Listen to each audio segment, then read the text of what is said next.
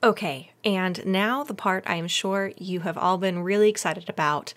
Last week, I walked you through my process of choosing a master study to paint to help me prep for an original painting that I want to make, and this week I am jumping into actually doing that painting. So this is John Singer Sargent's portrait of Mrs. J.P. Morgan Jr., and specifically, it is actually a close-up of that particular painting. So there's a couple of reasons why I find it helpful to do close-ups for master studies.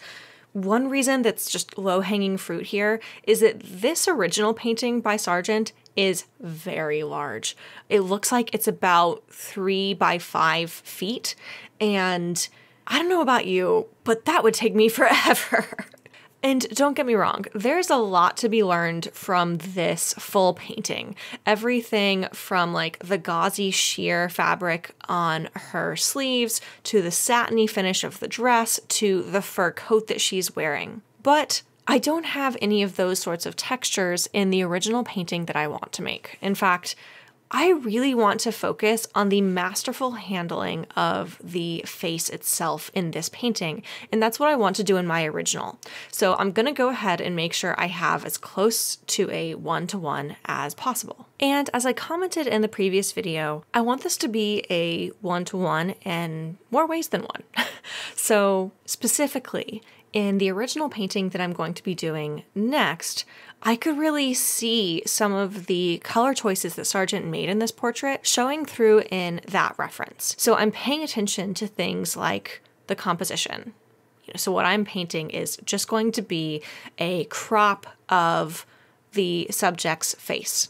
Same thing's going to be true for my painting. I'm also making sure that overall the color is as close as possible between these two pieces. So I can see similar colors in the cheeks and the lips, some of the greens that are around the periphery of her face as well. One other thing that I think it's really helpful to look for, and I think this is not an absolute, but it should be a really big priority if you are new to this process, is really doing what you can to match the light and shadow structure between these two pieces. Now, the reason that I don't think this is absolutely necessary is that, as you're going to see, I don't have a very strong correlation between these two things, between the master study and the original that I'm going to paint.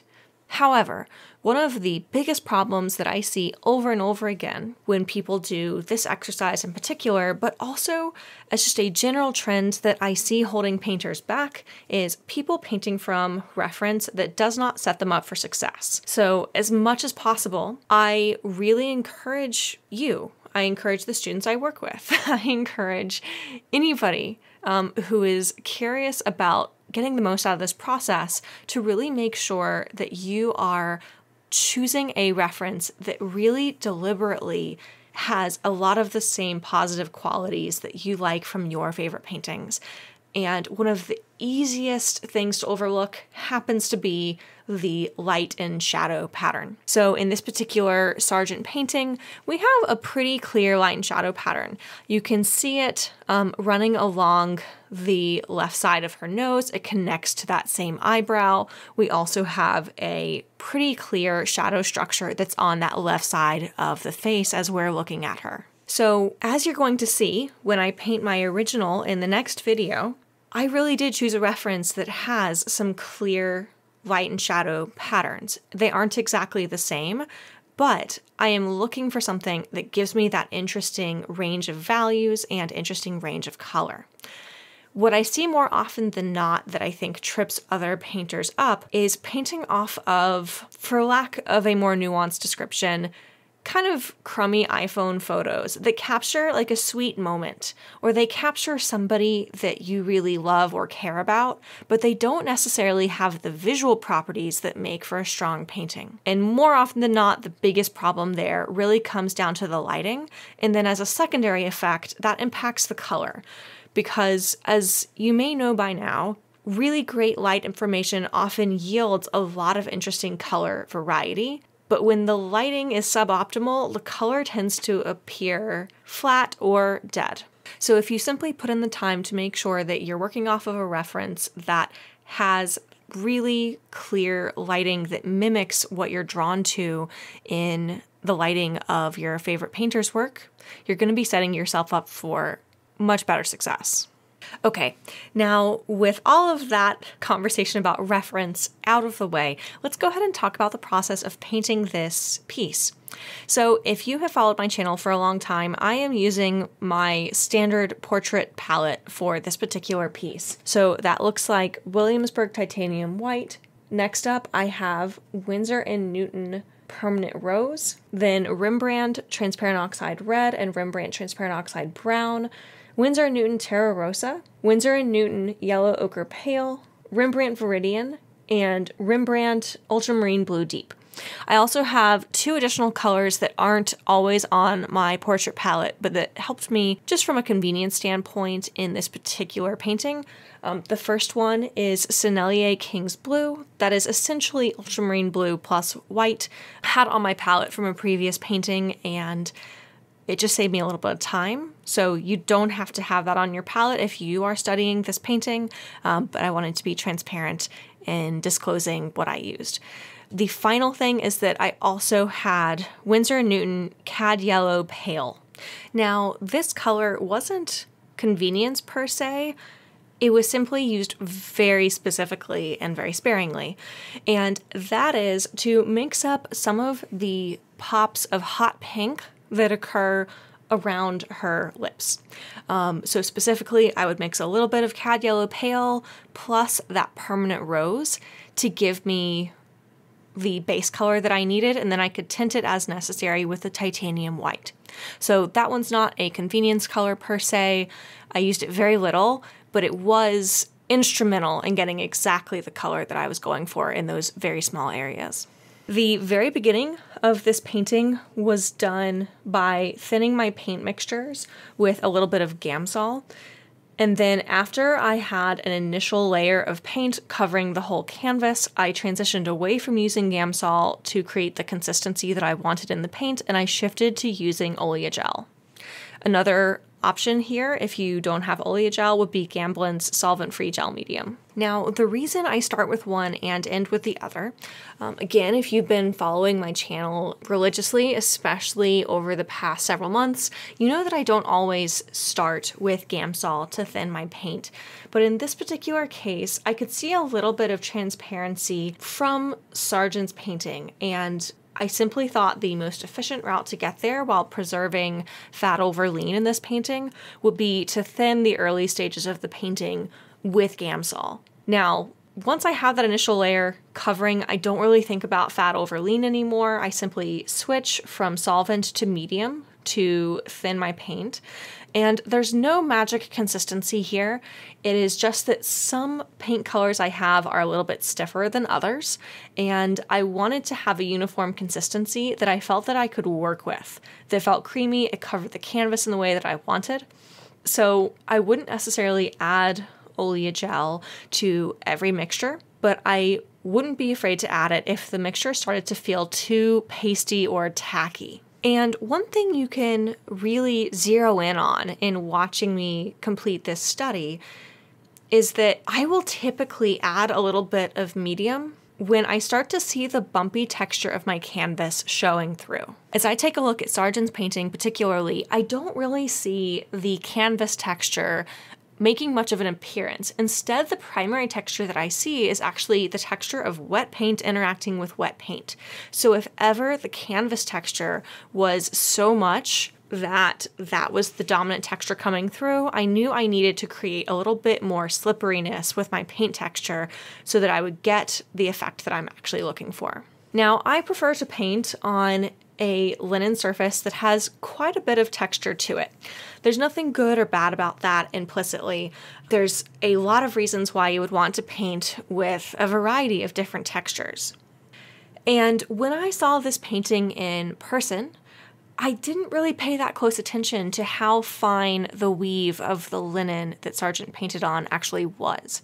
So I just stuck with the surface that I happened to be most comfortable with.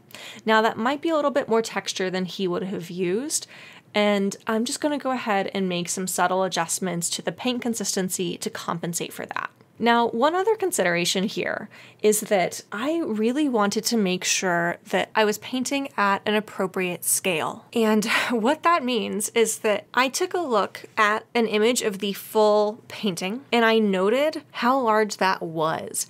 And I actually did the math in Photoshop to say, okay, if the original of this painting was 58 by 36 inches, if I crop in on just the head, about what size would just the head portion of this painting be? And I believe that came out to be approximately 10 by 10 inches. I'm sure it was not exactly that amount, but I happened to have a 10 by 10 panel. And so I went ahead and said, okay, that's the scale that I'm going to work on. Now, the reason that this matters is that I'm sure you can imagine that if you were completing this master study and you tried to do it on a 6 by 6 inch panel, that you would probably really struggle to get in the amount of detail that Sargent has here, or to control the paint in a way that matches the control that Sargent had. Similarly, this painting would have a very different feeling if you painted just the face at a 3 foot by 3 foot scale.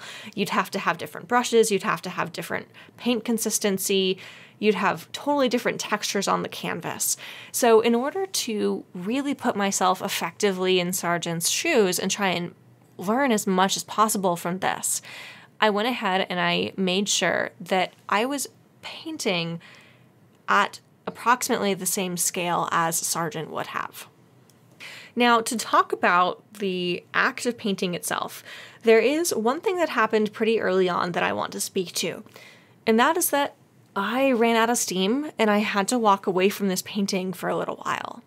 And I don't mean like 45 minutes. I mean, I believe I started this painting one afternoon or one evening.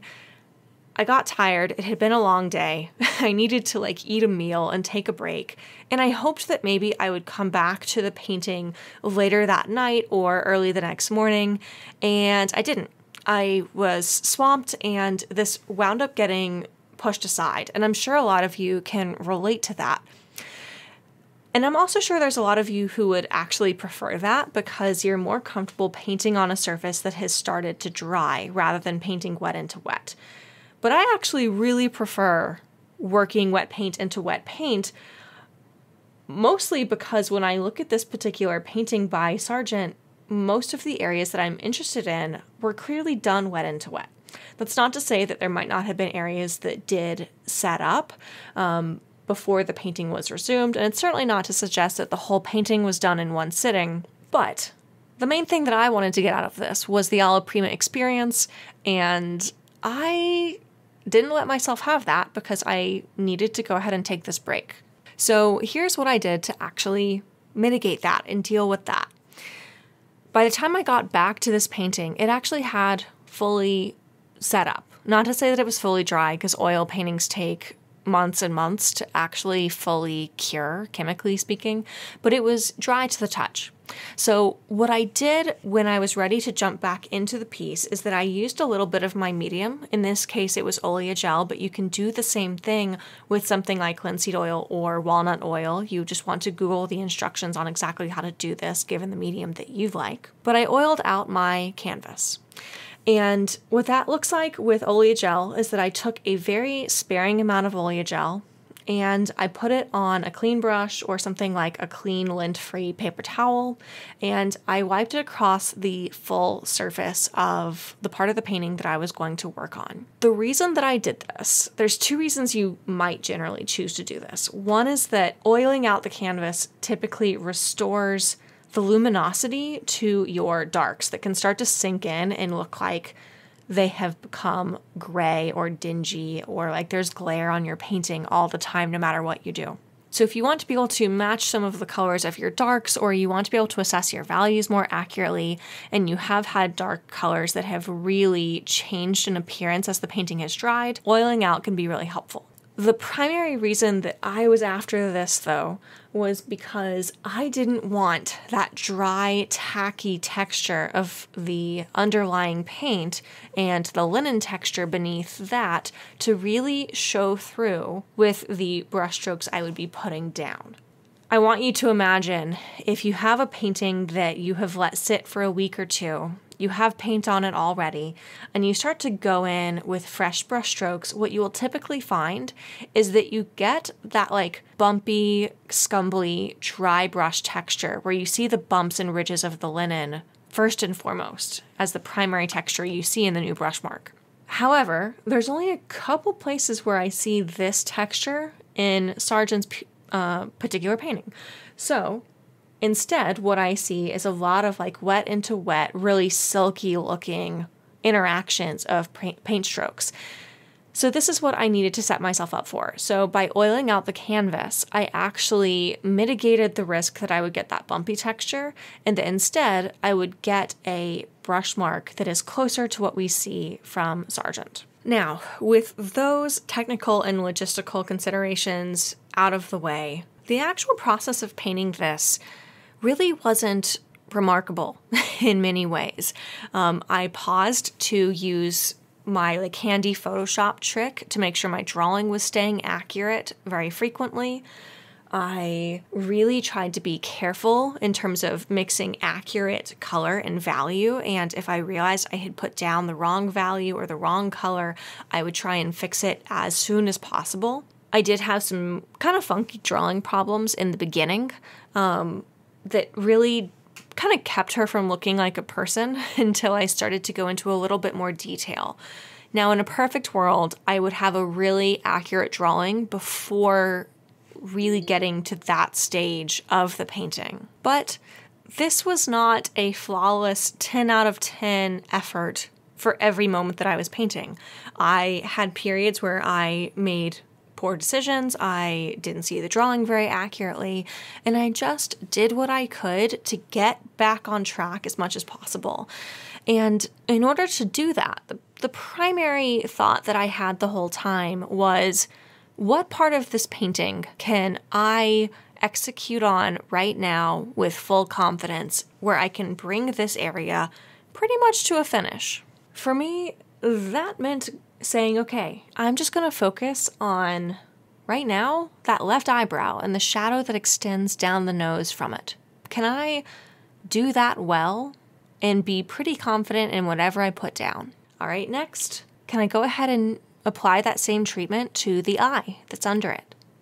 Can I move on to the next eye after that? What about the nose?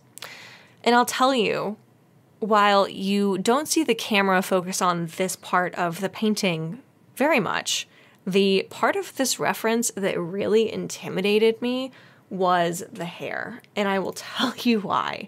So the hair actually has a lot of, it's not that they're stippled. How do I want to describe them? It's almost like the hair is made up of these like hash marks, kind of like you would see in a Lion Decker painting. You see this in the highlights in her hair, especially near the very top center of the painting, but that's not the only place where those marks exist. And the really careful placement of every single brushstroke and the fact that there's quite a bit of contrast that would make it easy to tell if those marks weren't accurate, yeah, that put me off from painting that part of the piece for quite a while. And for areas like that, I find that it's really helpful to simply go from areas, like I mentioned, where you feel really confident in your ability to do a good job, and you go and you fill in as much of the painting that way as possible. And typically, by the end of that effort, the painting is so close to completion and you have done such a good job in those areas that now doing this one last thing that takes a little bit more focus and concentration doesn't feel so intimidating anymore. And on a mindset level, I find that working on master studies can be pretty darn tricky from a mindset perspective. They tend to take me longer than my own paintings because I'm really trying to think about understanding every mark that I put down. I'm not relying on my intuition because I'm actively trying to improve upon that intuition and use this experience to build on the intuition that I bring to my paintings. This results in a painting that is much slower. And another really important factor here is that there is such thing as perfection when you work on a master study, or at least we can labor under that delusion.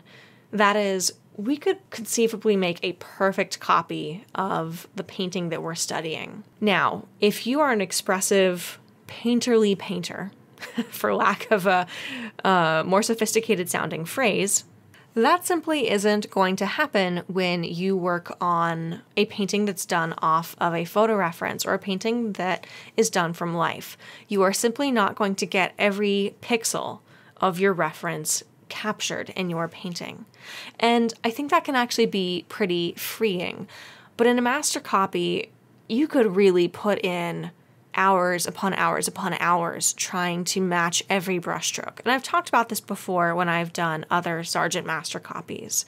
So in order to try and keep myself out of that trap as much as I possibly could, I really tried to just focus on enjoying this process and not really worrying or not focusing on the part of my brain that was super concerned and preoccupied with getting this right. But instead, I really tried to focus on the part of my brain that was like, this feels really relaxing. Or I love the way this brushstroke just melted into that brushstroke. Or I'm really enjoying just the physical act of like holding the paintbrush and mixing the paint and putting on the canvas. Or I really like how after I made these drawing corrections, this really does look like the same woman carrying the same expression. And I tried to focus on this to get me through as much of the painting as possible. And then I would kind of pause and shift gears when I got to parts of the painting where I really wanted to take something key away from that area. In my previous Sargent Master Study, I discussed the hairline and really capturing the edge of the hairline because I thought it was really beautiful and I wanted to better understand how to bring that into my own work. I will be honest, I am still working on this master study as I record this voiceover. So I'm not entirely sure what areas I'm going to really zero in on this particular painting. You know, it might be the way that the flesh tone is so even that the brushstrokes really seem to disappear without ever looking overworked or muddied. It might be those kind of Leyendecker hash marks that you see to describe the hair. I'm not quite sure, but I'm excited to jump back into it. All right, with that, I'm going to stop recording this voiceover and go back to painting. But as you watch me continue on and actually bring this painting to a finish, I hope this video has been really helpful. If you enjoyed it, or if you want to hear more thoughts on how I go about painting a master study, I'm putting together a playlist right now of a couple of other master studies I've done so that you can jump into those videos and hear all about my thought processes, which are going to really build on what you heard me talk about today. All right, and then next time, I'm going to be jumping into the original that this particular piece has informed.